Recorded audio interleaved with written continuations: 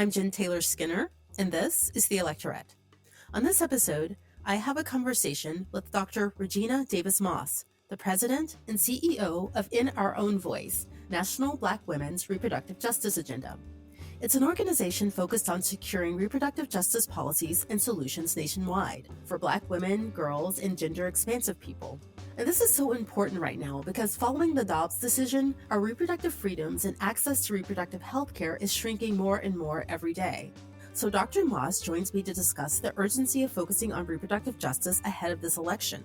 In fact, In Her Own Voice is one of the first reproductive rights organizations to endorse Vice President Kamala Harris when it was first announced that she would be running for president. And we talk about that in this episode, why Kamala Harris earned their endorsement, and why it's so important that the Vice President makes the distinction between the fight for reproductive rights and the fight for reproductive justice. It's actually a really important distinction that Dr. Moss lays out in our conversation. So, without further ado, please enjoy this conversation with Dr. Regina Davis Moss. Dr. Regina Davis Moss, welcome. Thanks for having me. So we scheduled this interview, this call, before the news broke that Vice President Kamala Harris would be at the top of the ticket. So I just wanted to do a bit of a vibe check, a check-in. How are you feeling about that? What's the feeling like at your organization? What are things feeling like on the ground for you? Oh, the vibe is joy. We're so excited. It's great to have VP Harris stepping up. She's always been a champion for reproductive justice, not just reproductive rights and reproductive freedom. She has explicitly named reproductive justice, and we can't be any happier that she's going to be our champion. Your organization has officially endorsed her. Like you said, she's been a champion for reproductive justice. And the alternatives, of course, are a non-starter, right? Like, I don't think you can be for reproductive justice and consider even endorsing someone on the Republican side. So that's just a non-starter. But I just wanted to ask you about Vice President Harris's record specifically on reproductive justice, because, in my opinion, in this regard, she isn't just any old Democrat, right? She's been fighting for reproductive rights for a while now. And I'm just curious as to what was it about her advocacy and her work around this that stood out for you? So first of all, it's important to understand. I never like to make the assumption that people know what reproductive justice is. So allow me just to do that because it's going to help you understand why reproductive justice, her fight can be traced all the way back to her time, even in California. So reproductive justice is the right to decide if, when, and how to expand your family, the right to raise that family in safe and sustainable environments, and the right to sexual expression. And so when we think about reproductive justice, that's any piece of legislation that moves us towards economic security, wealth, expanding healthcare, investments in our neighborhoods and our schools, addressing things like criminal justice, reducing gun violence, improving the environment, giving us access to childcare and paid leave, and really just ultimately supporting our ability to thrive. So I just rattled down all these pieces of legislation that move us towards reproductive justice, and then Vice President Harris's record stands for itself. Now, I can double down on that and to say, she is a staunch advocate for reproductive justice. Not only was she the first sitting vice president to visit an abortion clinic, but she also went on a nationwide tour dedicated to reproductive health care. When she was a senator, she co-sponsored the Women's Health Protection Act, a legislation that prohibits state governments from imposing restrictions on abortion services. Now, In Our Own Voice absolutely is fighting for more for a broader vision. But that again just gives you a sense of how she's been committed to this work. She is the candidate we need right now to advance reproductive justice policies. And for me, specifically policies that are going to allow Black women, girls, and gender expansive people to thrive. Yeah, I'm so glad you gave us this detail because this concept or this idea of reproductive justice and the movement is, somewhat even new to me, right? I started reading Loretta Ross, who, is I think arguably the mother or the inventor of reproductive justice in that movement. And I started talking about that, when I started this podcast back in 2017, but it has a long history. And I think it's really important to note the timing of Vice President Harris's candidacy, because not only is her campaign historic, but this year specifically is a historic year for reproductive justice. I think it marks the 30th anniversary of the movement, right? And a lot of people don't know that. And like I said, this is something that I've recently learned myself.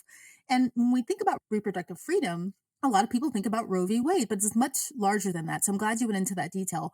But do you know, or can you tell us about the start of the reproductive justice movement? Something happened in 1994 that kind of kicked off that movement.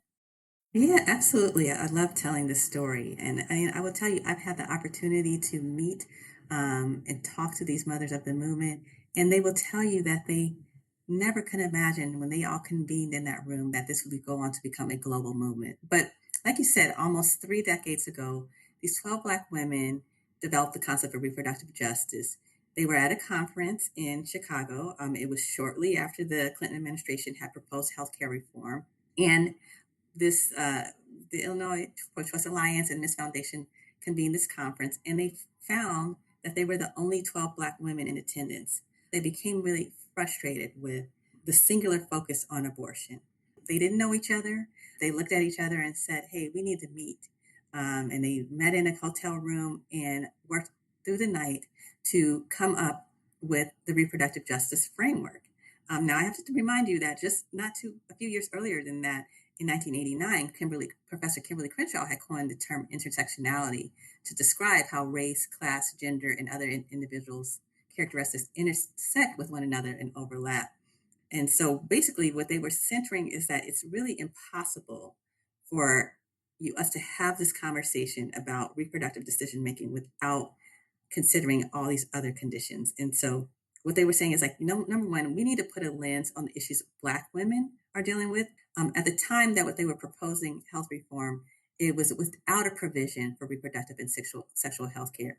And so they were saying, we're dealing with a lot of the things we're dealing with now, right? Which is so astonishing that, how can you even consider this without considering if the infant mortality and maternal mortality and morbidity rates, the high HIV/AIDS rates, the cancer, the environmental issues of poverty, the community and intimate partner violence. And so, for example, suppose a woman finds out that she is, or a birthing person finds out that she is pregnant and her partner didn't want her to be pregnant. So all these things are saying at the time, like both the pro-choice and the pro-life movement were making mistakes because they were starting with the pregnancy and they were saying, we can't start there because we have to consider all the other things that are going in a person's life before they get pregnant, right? Because Loretta Ross tells this story all the time.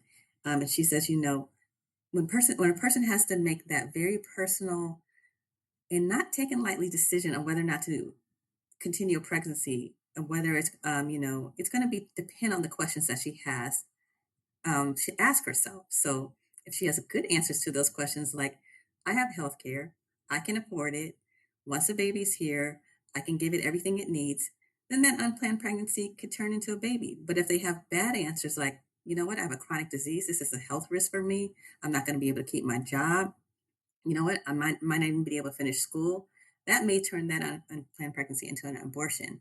And so what they were saying is you have to look at these pre-existing things in a person's life, these social justice issues like living wage, the environment, all those other things that I said is a vision for reproductive justice. And when you do that, you can't separate abortion and reproductive rights from social justice. They're all cited in the context of that. And so that's why they spliced the term reproductive rights with social justice and created the term reproductive justice because they wanted to make the point that if you have to address all these conditions. And so I like to always say, when we're talking about reproductive justice, we're really talking about a three-way struggle.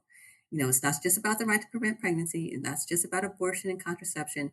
It's about a right to live the way we choose. It's the right to live a life based on human rights, right? A lot of people think the end goal is reproductive justice, but the end goal is actually human rights, right? Because when we believe by virtue of being born, you are entitled to all these resources and opportunities, regardless of your race, creed, religion, and all these other things, then we move into a world where no one's harmed, where we have people that we don't continue to value some people over than others. And beyond that, we have all the things that we need to choose the life that we choose.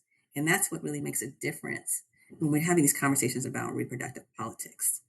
Yeah, I love that story. I'd never heard the story about Chicago and, thinking about how this is really full circle because, of course, the convention is going to be in in Chicago. But I love hearing that story about these women. And, somebody told me a story. It wasn't really a story, actually. It was just kind of a comment that I heard at a conference where they said, talked about Black women leadership, right? And when you give Black women the keys to the bus, the proverbial bus, they don't just drive themselves to safety, right? They bring everyone along. And I think that that really applies to the story you just told us about reproductive justice, because what they did is they kind of expanded the opportunity and the reproductive justice landscape for everybody, right? Not just Black women, right? They brought everyone along, right? And Yes. that's really what I love about the idea of reproductive justice. And when you think about that in contrast with what's happening on the Republican side, on the conservative side, they're actually shrinking everything. Yes. Right? Expansion is not in their vocabulary. And this is more of a comment rather than a question, but I was thinking about on the opposite ticket, on the Republican ticket, and JD Vance, for example, he was just chosen as the vice presidential candidate on their side. He's been open about wanting to ban abortion nationally. He was caught on a hot mic incident, saying, comparing abortion to slavery. And they're the exact opposite of reproductive justice, right? And, we have a choice in this election, right? We can go forward like the rest of the world is going with reproductive justice, or we can go to Gilead, frankly. I mean, Yeah. I know we're supposed to be joyful warriors here, but I just like to remind people of what the choice is in this election. Yeah, I mean, I think just even that, like, that is the ultimate gaslight, right? To compare abortion to slavery. Like, do we even remember how slavery was the result of forced breeding, right? So, I mean, this is the point that our whole country is built on an economy where you were forcing people to breed because that's we wanted free labor. And so, I just think it's so interesting how the conservatives can play with words and misremember things. And I mean, even recently, coming out of their convention, they tried to appear if they were having this softer stance on abortion, but even that's a gaslight, right? Because we know, as soon as they can, they're going to try to continue the goals of anti-abortion, anti-DEI, anti-voting rights, and anti-progress. The goal is to keep a certain group in power and disempower other ones. Unfortunately, that disempowerment has far-reaching and detrimental impacts for Black women. In some regard, you talked about give the keys to Black women, let them drive the bus. Well, it's like two sides of the coin, right? Because right, we've often had to take a step back and let other people come before us for rights. We look at things like voting rights and all these other things, right? But we often are the ones to tap when things really go wrong, right? And with that becomes, we're a litmus test in the sense of, let's see if this works. If it works, great. Then someone comes in and takes it away. But if it doesn't work, then we take the fall. But what I will tell you in all of that is whenever Black women are there and whenever we come to the table, we recognize very clearly that no one's coming to save us. And so we've got to step up. And it's always with an open heart. It's always with trying to make communities and everyone's better. And as you so accurately said about reproductive justice, like what a gift we've given now. And even that came from a place of, you know what, we're just trying to make sure you don't forget about us. That's right. That's right. I was just talking to a friend about this the other day. Like when you're at the bottom, it's easy to see the needs of everybody who is above you, right? And I think that just kind of sums up why we have these expansive legislative movements, right, led by Black women. Absolutely. Yeah, but your organization, recently conducted a poll. And, as far as polls go, this is one. I know people don't like to listen to polls these days, but this is one you should actually listen to. But it was a poll. I think the title was The Lives and Voices of Black Families in 2024. And I was wondering if you could tell me what some of the key findings were. Yeah, I mean, so we've been doing these polls for over a decade. This poll is robust. It has some of the most respected methodology in terms of how we talk to these individuals. We use all Black respondents. So when you hear those other polls on national TV and they say Black people feel like that, the people need to understand that is a subset. And that is not necessarily representative of all the people. So this poll was Black male and female and non-binary people. It was a national poll as well as we were in 9 states. So all told, that was 4,500 respondents. And so when I tell you this is the way Black people feel, 18 and over, this is how we feel. Number one, top lines, priorities for us are things like the economy, cost of living, free and fair elections, racial justice. To be sure, abortion is important. Abortion access is important, but also it's in the context of those other things that I just talked about, right? So economic justice is directly related to reproductive justice. Racism is related to abortion access and these other things. But also, we always center, and what has been a consistent through line through all of our polling is autonomy, right? I mean, even when we asked this question 10 years ago, when there was a lot of conversation around the Black community and how our religious ideologies had an impact on whether or not we were supportive of abortion. And when we asked that question across age, across religion, across gender, consistently the response is that this should be a decision either between a woman and her doctor, a woman and her partner, or themselves. And so, but I think the through line there is just really that we don't live single issue lives. You cannot separate all these issues. You can't look at them independently. And so they all have an impact on each other. Now, we also ask questions around some of the more current things, like what's it been like for Black women since Dobbs? I will tell you that it is impacting Black women's lives in very personal, life altering, and threatening ways. 2/3 of the Black women of reproductive age that live in states where there are bans say that Dobbs made them think of things like, their own risk of mortality if they got pregnant.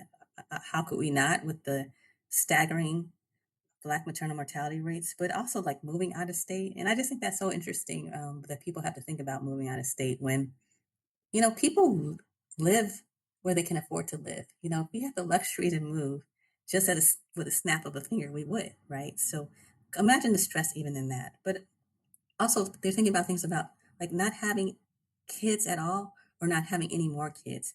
The risk of being arrested if they're anything related to their pregnancy, if they have a miscarriage. These are real concerns. I mean, overall, they're just feeling less safe. And so that's why we're really trying to mobilize communities of all ages to commit to voting for, reproductive justice. And, this is a major thing that we're leaning in for this year, is that we really should be focusing on the issues. What are the voting records? What is the track record? Not just in the national elections, but every election all the way down the ballot, because that's how we achieve reproductive justice. Let me just give you an example. So like if you're concerned about what your kid learns in school, particularly around history, right? If we remove the full history from our curriculum, then we don't get to teach kids about the atrocities that happen, things like slavery, things that I talked about. And when we don't get to do that, then we get into the situation where we don't view certain populations as valuable. And that is how we continue this cycle of some having more, some being in less fortunate conditions or situations or neighborhoods, and some having worse health outcomes than others. One of the things you said just kind of really stood out to me about how Black women are dealing, with the Dobbs decision, about some considering moving away. And when you think about the places that Dobbs has been probably the most impactful, places like Texas or Tennessee, some of the southern states, and you think about the legacy of Black families in those places, that makes it really, more important that we protect reproductive justice in those places, right? We have legacies and long, long histories of our families in those places. I grew up in Memphis in Tennessee, and the Mm-hmm. idea of, people migrating away, has a long history. And so that's just more of a comment than a question. Yeah, I mean, and I think people shouldn't, also like don't be under the false sense of security that if I live in a state where there is access, there's concerns there. I mean, what if you want to move? You won't, because you're concerned about those things. And also, I mean, you made the point about where the majority of Black women in reproductive age live. I don't think people really appreciate that there is the over half of Black women in reproductive age live in the states where there are bans. Yeah. So, yeah, just let that sit with you. Yeah. It is actually staggering to think about what that means. I mean, there was some research that was done before we had, came to this point where they said, like, what would happen if every state had a ban? The impact on Black maternal mortality is over like 30%. We would see that a jump in maternal mortality, staggering jumps like that. So I always like to, when I tell these stories, is to say that you can tell that, right? But you also like, I don't like to, let's not stop at like rates and risk, because we have to also tell the other story and say why. Because over 70% of these deaths are preventable. Then we have to look at the system and say, well, why are these things happening? And why are the rates continuing to climb when we know we can prevent these? When there's policies that we can put in place, when there's evidence that this works. Yeah, one of the things that I think has remained true over the years is that people who run these anti-abortion groups and people who, run these, they call themselves pro-life, right? They fail to really understand and grasp where the Black electorate is generally on this issue, right? And especially in Mhm. regard to reproductive justice and abortion. And in your opinion, what don't they get about Black voters and their support for reproductive justice? Like, why do they always miss the mark on that and kind of misunderstand where we stand? I think, I wish I had the answer to that, because what they do know is that Black women are the nation's most committed voting bloc, right?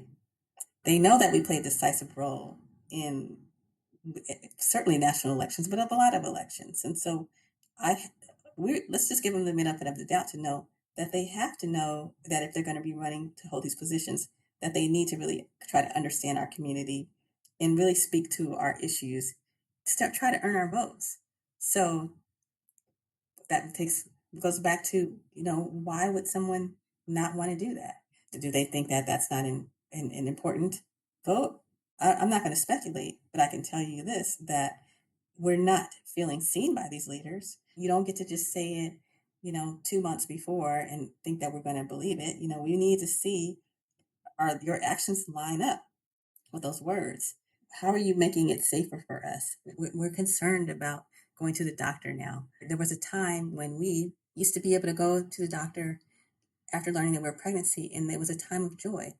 Now, not only are we concerned about trying to stay alive, we're concerned about the treatment that we're receiving there. We're concerned about, am I going to be arrested? There's all these other stressors which have already been proven to have a negative impact on birth outcomes. Yeah, that's why I think one question that was in your poll is really important, and it was the one where Black voters want more representation in the halls of power. And I think the number was 84% of Black voters want to see more Black women in office, which is a great number to hear if you happen to be a Black woman running for president. Yeah, I Right. mean, and then when we remember, I said we also polled the states, and so when we looked at that same question across states, it's consistently in the high 80s to 90s. And I mean, we already talked about it, right? Because the Black women, when we see a problem, we're going to go in there, we're going to identify it, and we're going to try to come up with something that's not going to just only benefit us, but benefit everybody. And then even when you look at the history in terms of policy, right? When women, Black women included, are in office, they're more productive, they're more collaborative, they pass and introduce more bills, because they're focused on getting things done. They're focused on trying to leave this community and this world better than they found it. Well, you have a campaign called or I think it's titled the I Am Reproductive Justice Voter campaign. Can you tell me a little bit about that? Yes, I'd love to. So it's called I'm a Reproductive Justice Voter. And what we're doing is we're actively speaking to voters, bringing them to the polls. If people want to find out more about it, they can visit blackrj.org or I'mAnRJVoter.org. And basically, through this campaign, we are saying, like I said, we're going to hold elected officials accountable. We're mobilizing voters and educating them so that they understand the importance of reproductive justice in their vote, in terms of who they support. I always like to reiterate, reproductive justice is much broader than the current conversation around abortion access. But also, we're saying that We are a powerful constituency.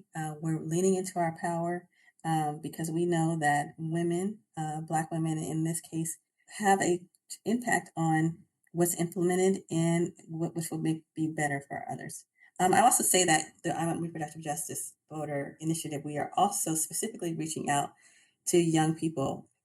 People are very much concerned about apathy among that population. I will say I was really excited to see the groundswell now, even with the recent announcement. They're on TikTok, they're doing all these things, they're remixing things. But also, what we're doing is we're not stopping there. We're, at historically Black colleges and universities, educating them about reproductive justice and what's at stake in these elections. Yeah, TikTok is really. Do they say lit anymore? The kids say it's lit. Hey, I don't know. And I wouldn't dare, embarrass myself. I don't want to embarrass myself either. Brat or I don't know. We're in the home stretch, and we are focused on someone that is going to help not only secure access and coverage for us, but help us fight for that broader vision so that we can get to that ultimate goal of thriving in communities and living out and determining our own reproductive destinies. Yeah, I have to say that I am moved and excited and emotional about the reception that Vice President Harris has gotten since the announcement was made, and that so many people seem excited and open to the idea of, allowing Black women to lead in this way. And it's just really moving to me. Anyway, that's just a statement again, not a question. Dr. Regina Davis Moss, thank you so much for all the work you've done. Thank you for taking the time to talk to me. And I, look forward to having a conversation with you again in the future. Thanks for having me.